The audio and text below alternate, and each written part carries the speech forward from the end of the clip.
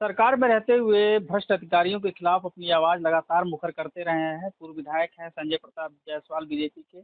क्या आप अभी भी माता पिता बनने का सपना देख रहे हैं? अपोलो फर्टिलिटी के साथ अपनी माता पिता बनने का सपना पूरा करें। मुफ्त परामर्श के लिए 9953889367 पर कॉल करें।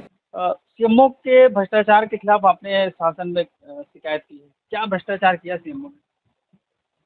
देखिए, सीएमओ साहब तो मुझे लग रहा है सारी सीमाएं क्रॉस कर गए। ऐसी फर्मों को काम दे रहे हैं जो काली सूची में है।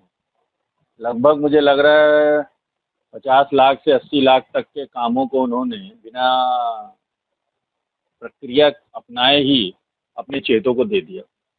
उसके अलावा ऐसी नियुक्तियां कर दी गई डूडा या वैसी एजेंसियों की जो आउटसोर्सिंग की हैं, जो काली सूची में हैं।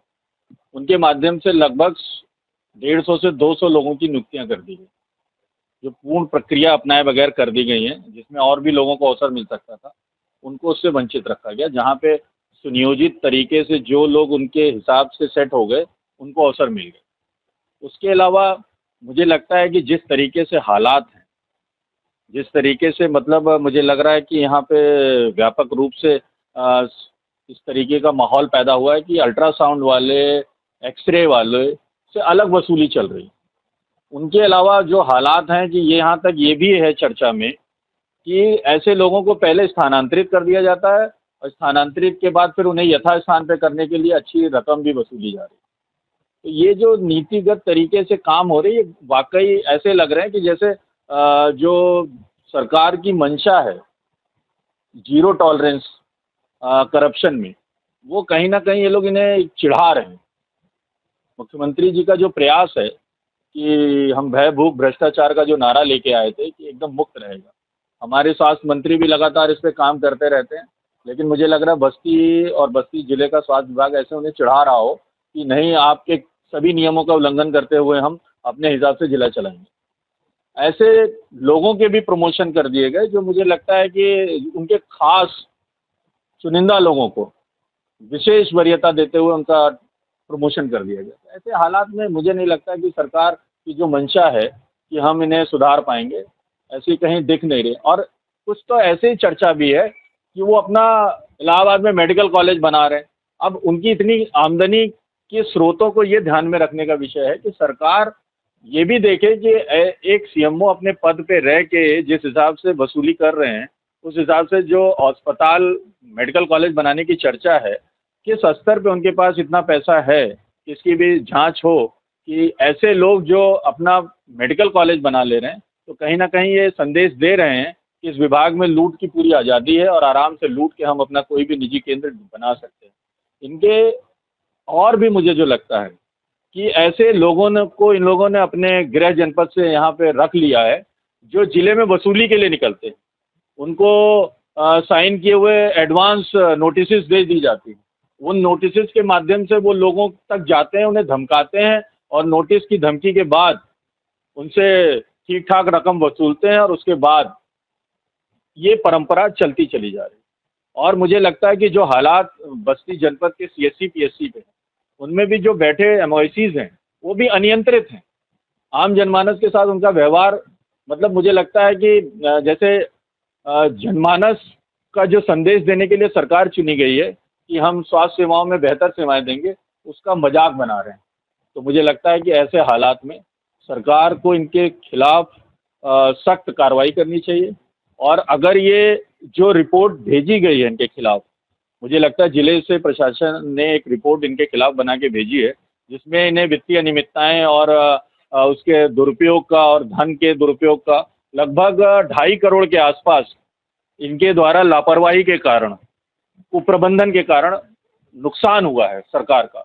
तो ऐसे लोगों के ऊपर सख्त कार्रवाई होनी चाहिए और इन्हें संदेश भी जाना चाहिए कि भाजपा का जो मकसद है, मुख्यमंत्री जी का मकसद है, प्रधानमंत्री जी का मकसद है कि हम आम जनमानस के लिए सरकार बनाए हैं, स्वास्थ्य सेवाएं बेहतर होंगी, उसको जो ये चिढ़ा रहे हैं, इनको भी समझ में आना चाहिए कि इनके खिलाफ भी सख्त से सख्त कार्रवाई की जा सकती है।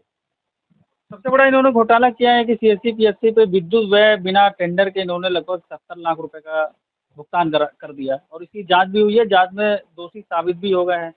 तो क्या ये निरंकुश है पूरी तरीके से, कोई अंकुश नहीं है और अपने मन मर्जी तरीके से? ऐसे निरंकुश नहीं है, थोड़ा उन्हें मतलब ये लगता है कि हम व्यवस्थाओं में अंतर्गत कहीं भी मतलब मैनेज करके चीज़ों को ठीक कर लेंगे, लेकिन मुझे नहीं लगता है कि ये बच पाएंगे। इन पे कहीं ना कहीं शासन की जो मंशा है कि टॉलरेंस नहीं है करप्शन पे, वो सिद्ध होगा और ये कहीं ना कहीं उसके दोषी भी अगर हैं तो इन पर निश्चित कार्रवाई होगी। चर्चा है कि अगर भुगतान करना है तो कमीशन, ट्रांसफर करना है तो कमीशन, पोस्टिंग में कमीशन, किसी प्रकार की जांच है तो उसमें कमीशन, जांच में अगर बचना है तो कमीशन, हर चीज में कमीशन, ऐसी चर्चा है सीएम। पता नहीं इस जनपद में ऐसे सीएमओ कैसे भेज दिए जा रहे हैं जो ये एक नई नई परंपराएं पैदा करते जा रहे हैं कि हर चीज़ का दाम है। ये परंपरा रुकनी चाहिए, आम जनमानस का दुरुपयोग रुकना चाहिए, कर्मचारियों का दुरुपयोग रुकना चाहिए। जब कर्मचारी स्वस्थ मन से काम करेंगे तो आम जनमानस भी संतुष्ट होगा, और अगर ये नीतियाँ ऐसे ही चलती रहीं तो इससे कहीं ना कहीं सरकार पे फ़र्क पड़ेगा और इससे आम जनमानस का गुस्सा कहीं ना कहीं आने वाले समय में दिखाई पड़ेगा। तत्कालीन डीएम अंद्रा वामसी ने जांच कराई थी और जांच में लंबी चौड़ी रिपोर्ट भी लिखी गई और उसको शासन में भेज भी दिया। मुख्य विकास अधिकारी जो बस्ती में इस समय तैनात हैं, CS जयदेव जी, उनसे हमारी बात भी हुई। उन्होंने पूरी बात बताई कि किस तरीके से बस्ती के सीएम ने भ्रष्टाचार किया है और सरकार का धन का दुरुपयोग किया है और नुकसान भी किया है। तो क्या शासन में भी जाके कोई कार्रवाई नहीं हो रही है? क्या भ्रष्टाचारियों को लोगों ने मुख्यमंत्री जी को पत्र लिखा है और मुझे पूरा भरोसा है कि जो प्रकरण इस तरीके से लंबित भी होंगे वो खुलेंगे, और अगर प्रशासन ने इनके खिलाफ मांग की है वित्तीय अनियमितता की तो निश्चित इन पे कार्रवाई होगी, मुझे पूरा भरोसा है। मुख्यमंत्री जी सबूत मांगते हैं, सबूत तो उनके अधिकारी ही बना के भेज चुके हैं, कार्रवाई ना होना 6 महीने से क्या लगता है? नहीं, अगर सबूत प्रशासन ने भेजा है तो मुख्यमंत्री जी सबूत तो मिल ही गया, निश्चित कार्रवाई करेंगे। क्या ये उनको राजनीतिक संरक्षण भी प्राप्त है, जहाँ तक हमें सूचना है? राजनीतिक संरक्षण प्राप्त होना, मुझे नहीं लगता है कि ऐसे मामलों में कोई व्यक्ति अपनी छवि खराब करेगा।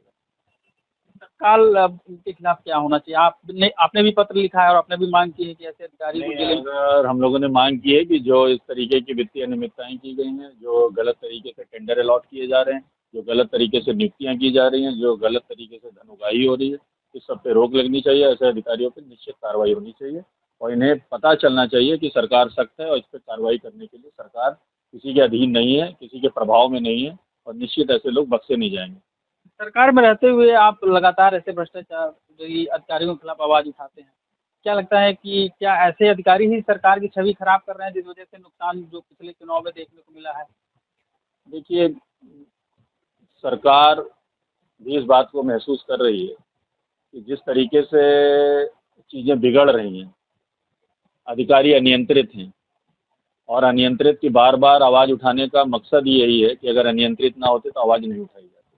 हम आवाज़ उठा रहे हैं तो इसका मतलब सरकार का ध्यान आकर्षित कर रहे हैं, और सरकार में माननीय मुख्यमंत्री और इनके लगभग जो विभागीय मंत्री हैं उनको ये मैसेज देने के लिए कोशिश करनी चाहिए कि सरकार जनता के साथ है, ना कि अधिकारियों के साथ है। बहुत धन्यवाद हमसे बात करने के लिए। तो ये संजय जायसवाल पूर्व विधायक हैं और इन्होंने बस्ती के जो सीएमओ है उनके भ्रष्टाचार की शिकायत शासन में की है और मांग किया है कि ऐसे भ्रष्ट अधिकारियों के खिलाफ तत्काल कार्रवाई हो, ताकि सरकार की छवि धूमिल ना हो। जिन सीएससी पीएससी पे जो भी कमियां थी उसके लिए जो भी जरूरी चीजें थी उनके लिए सरकार से मांग की और वो व्यवस्था वहां तक पहुंचाई। यहाँ तक कि आपके सामने अभी बात हो रही, टीबी की दवा लाने के लिए स्टेट से फोन आया, मैंने उनसे कहा कि मैं सुबह सुबह ही गाड़ी भेज दूंगा। तो हर तरह से पूरी तत्परता बरतते हैं। साथ में पूरी तरह से सबकी उपस्थिति सुनिश्चित करने के लिए प्रतिदिन हम 9 बजे ऑनलाइन अटेंडेंस लेते हैं और हमको सब उपस्थित मिलते हैं।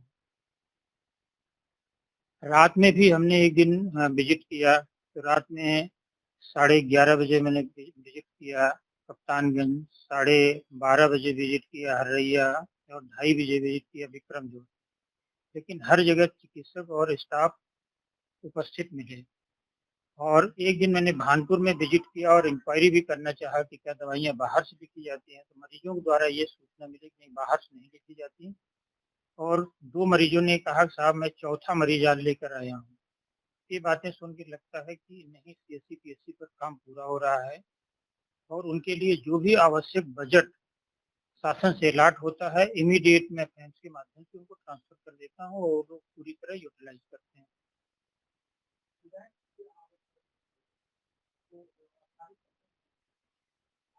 विधायक का आरोप हमको पूरी तरह निराधार लगता है, क्योंकि इस तरह की इससे ज्यादा मेहनत एक इंसान नहीं कर सकता और इससे ज्यादा पारदर्शिता रखना भी बड़ा मुश्किल है। विद्युत की वायरिंग के लिए ये बातें उठाई गई, लेकिन हमने हर जगह पहले तो कोशिश ही की, जो टीएस हुआ है वहाँ के संबंधित एमआईसी को पता हो, इसलिए जैसे ही उनको टीएस जैसे ही कार्यदायी कंपनी आई, मैंने टीएस जो है अपने हेल्दी बस्ती ग्रुप के माध्यम से संबंधित एमआईसी को व्हाट्सएप कर दिया और उनको तभी से मैंने आश्वस्त किया कि जो इसमें जितना लिखा उतना काम करवा लेना, बिना काम हुए कहीं साइन मत करना। और जब सब अधीक्षक ने साइन कर दिया, साइन के बाद टेक्नोलॉजिस्ट ने वेरीफाई कर लिया, तब इसके बाद ही हमने इनका पेमेंट किया है। और जहाँ तक नियुक्ति की बात है, नियुक्ति के लिए नियुक्ति में जो पद खाली थे, इसके लिए हमें संबंधित उस समय डीजी से दिशा निर्देश और आदेश मांगा। उनके आदेश के अनुपालन में ही जो वैकेंट सीटें थी उन्हीं पर आउटसोर्स के माध्यम से अपॉइंटमेंट हुआ। हाँ, डीएम से अनुमोदन लिया और साथ में डीएम से भी अनुमोदन ले करके कार्यवाही पूरी तरह कंप्लीट करके तब इनका आउटसोर्स की कंपनी के माध्यम से अपॉइंटमेंट हुआ। प्रमोशन हम लोगों के हाथ में नहीं रहता, प्रमोशन पूरे शासन के द्वारा होता है और शासन हम लोगों से उनके कार्य के बारे में पूछा जाता है, तो हम जिनका कार्य लगभग कार्य सभी का अच्छा था, हमने सबको अच्छा बताया। ये हमें जानकारी नहीं है उन्होंने मतलब जांच की है अथवा शासन को भेजा है, लेकिन हमारे यहाँ उन्होंने कोई जांच नहीं की, न हम लोगों से कोई प्रपत्र मांगा, न कोई फाइल मांगी और न ही यहाँ कोई देखने आया, न किसी कार्य का सत्यापन हुआ। तो इससे हमें पता लगता है कि कोई जांच नहीं हुई।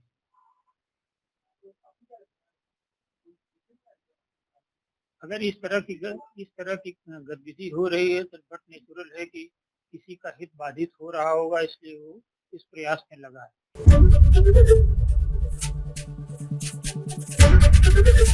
एबीपी गंगा, खबर आपकी, जुबान आपकी।